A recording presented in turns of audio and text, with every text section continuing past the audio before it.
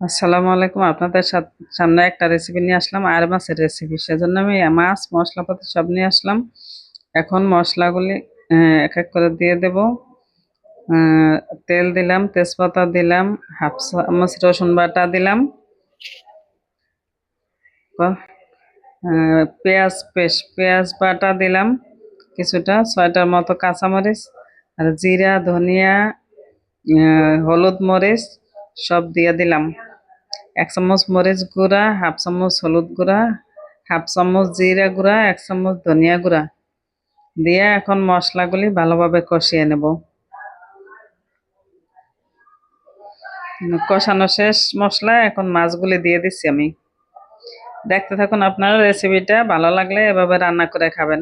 আর মাছ এভাবে কষাইয়া, সুন্দর করে কষাইয়া রান্না করে খেলে অনেক মজা লাগে, স্বাদ লাগে।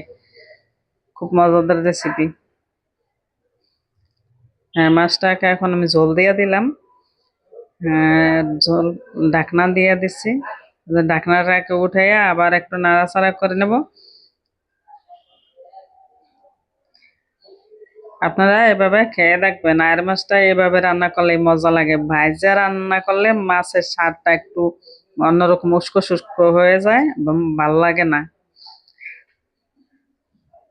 এখন আপনারা সুস্থ থাকবেন, ভালো থাকবেন, এভাবে রান্না করে খাবেন। আমার রান্নাটা ভালো লাগলে লাইক, কমেন্ট, শেয়ার দিয়ে পাশে থাকবেন। দেখেন কত সুন্দর রেসিপি। আপনারা দেখতে থাকুন। ভালো থাকুন, সুস্থ থাকুন। আল্লাহ হাফেজ।